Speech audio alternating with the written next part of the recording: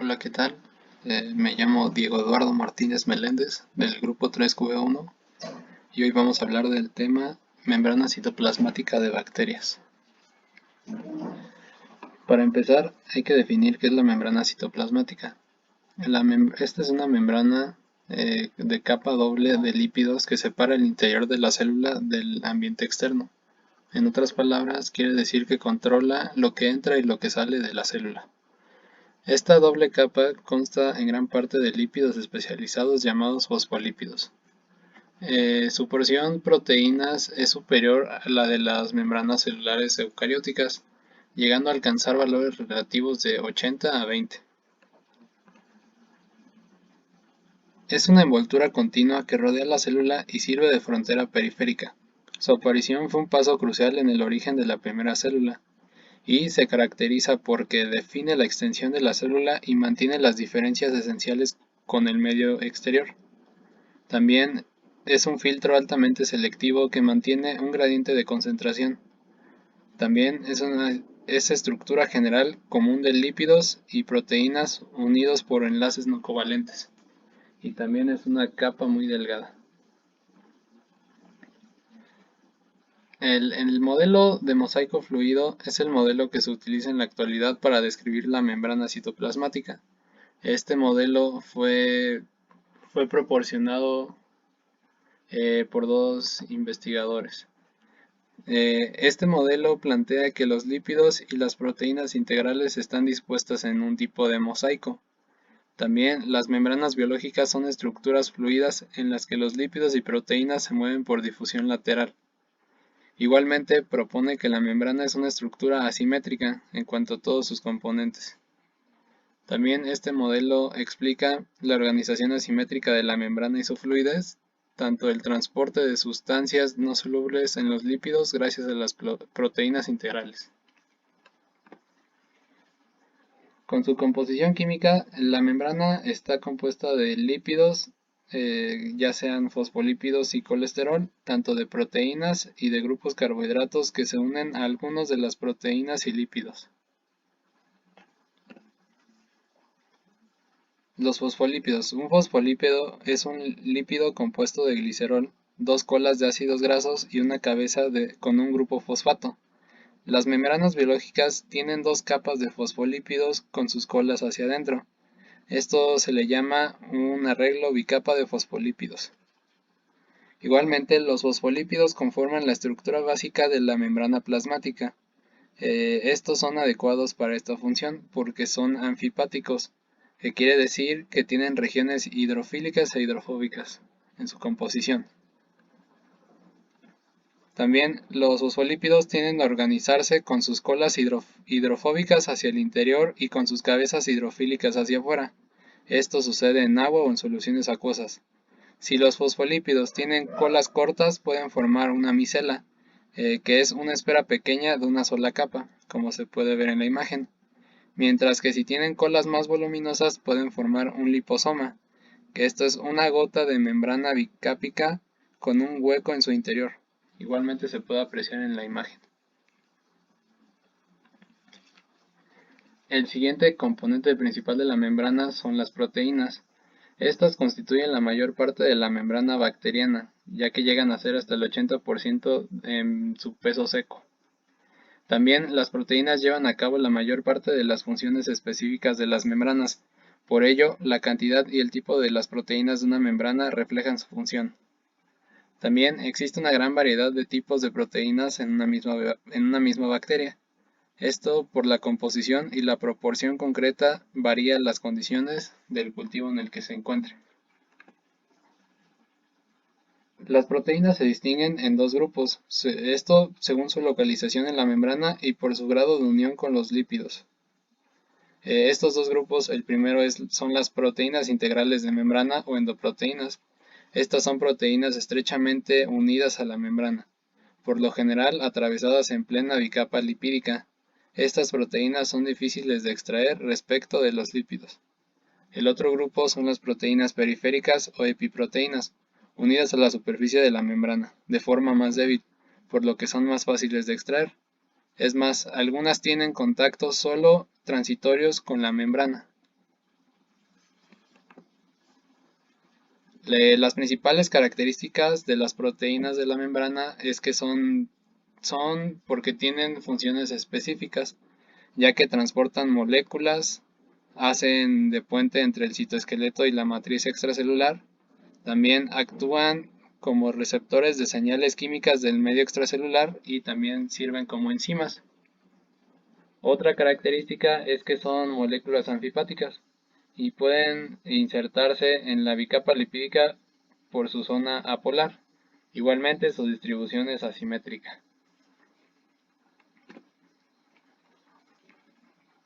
Desde el punto de vista de su morfología, se pueden clasificar atendiendo a su asociación de las proteínas con los lípidos de la membrana.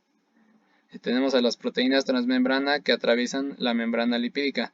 Son anfipáticas y el carácter apolar puede aumentar por la unión covalente a una o varias cadenas de AG.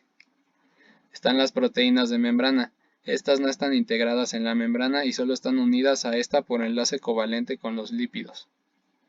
Y están las que están unidas por enlaces no covalentes a proteínas transmembrana. Estas pueden ser las proteínas periféricas de membrana y pueden estar a un lado o a otro de esta. El siguiente componente son los carbohidratos. Los carbohidratos se encuentran en la superficie exterior de la célula y están unidos a proteínas formando glicoproteínas o a lípidos formando glicolípidos. Estas cadenas de carbohidratos pueden tener de 2 a 60 unidades de monosacáridos y pueden ser rectas o ramificadas. Cuando se juntan los carbohidratos con las proteínas, se forman marcadores celulares distintivos. Estos marcadores son importantes para el sistema inmunitario, ya que permiten a las células inmunitarias diferenciar entre las células propias del cuerpo y las células o tejidos extraños y poder atacarlos. Esto es como un punto extra. Aquí en esta tabla se pueden ver los componentes de la membrana y su ubicación de estos. Tenemos a los fosfolípidos que están ubicados en la estructura principal de la membrana. El colesterol está ubicado y está incrustado entre las colas hidrofóbicas de los fosfolípidos de la membrana. Las proteínas integrales igualmente están incrustadas en la bicapa de fosfolípidos. Estas pueden o no extenderse a través de ambas capas. Las proteínas periféricas están ubicadas en la superficie interna o externa de la bicapa de fosfolípidos, pero no incrustadas en su interior hidrofóbico. Y por último tenemos a los carbohidratos. Estos están unidos a proteínas o lípidos en la superficie extracelular de la membrana. Como ya se había mencionado, estos forman glicoproteínas o glicolípidos dependiendo de con quién se unen. En tanto a las funciones de la membrana citoplasmática, esta es una notable estructura multifuncional, siendo el sitio donde se producen muchos procesos metabólicos complejos.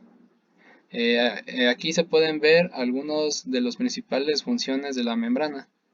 El primero sería que sirve de barrera osmótica, ya que mantiene constante el medio interno, impidiendo el paso libre de sales y de compuestos orgánicos polares. Otro punto es el límite metabólicamente activo de la célula, ya que establece la frontera entre el protoplasto y el medio externo, impidiendo la pérdida de metabolitos y macromoléculas del protoplasto. También permite selectivamente el paso de sustancias entre el exterior y el interior, todo esto de manera de viceversa. También interviene en procesos bioenergéticos tales como la fotosíntesis y la respiración. Igualmente participa en la biosíntesis de componentes de membrana, de pared y de cápsulas. También secreta proteínas. Pero también la membrana participa en procesos bioenergéticos, ya que contiene todos los componentes requeridos para la transducción de energía y la producción de ATP. Esto por procesos respiratorios. También en el acoplamiento entre el funcionamiento de cadenas de transporte electrónico o de la ATP hidrolasa y la generación de un gradiente de protones a través de la membrana. Todo esto con un potencial electroquímico o fuerza protón motriz. También tiene participación en biosíntesis de polímeros de las envueltas, ya que la membrana alberga transportadores y enzimas relacionados con fases de la biosíntesis de polisacáridos de la cápsula también de peptidoglucanos, de ácidos teicoicos y teicurónicos, también de lipopolisacáridos.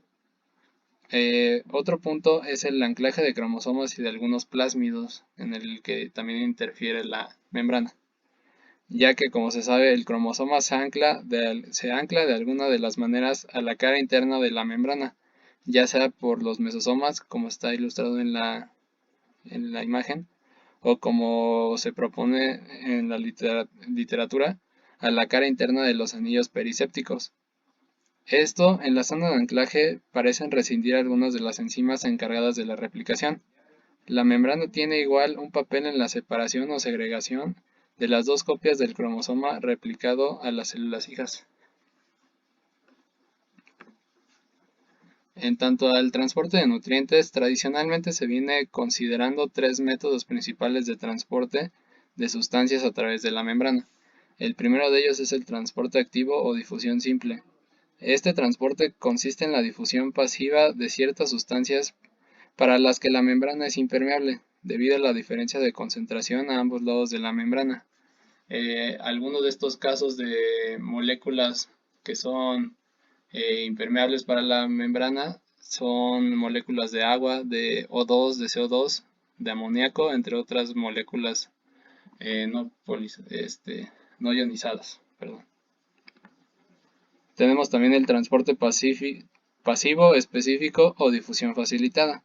Este es un proceso que permite el paso de compuestos por difusión a través de transportadores y sobre la base, y como en el caso anterior, perdón, sobre la base de un gradiente de concentración, en la dirección termodinámicamente favorable para este proceso. El transportador suele ser una proteína integral de la membrana llamada permeasa, cuya conformación determina un canal interior, y por el cual un determinado sustrato puede alcanzar el interior sin gasto de energía. También tenemos al transporte activo, que este transporte consiste en transportar a las sustancias en contra de un gradiente de concentración, lo que requiere un gasto energético.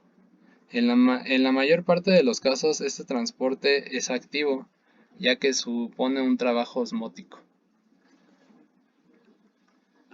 Y por último, estas son mis bibliografías y es, a mi entender, lo más resumido que se puede hacer un tema sobre la membrana citoplasmática y los principales puntos. Gracias por su atención. Hasta la próxima.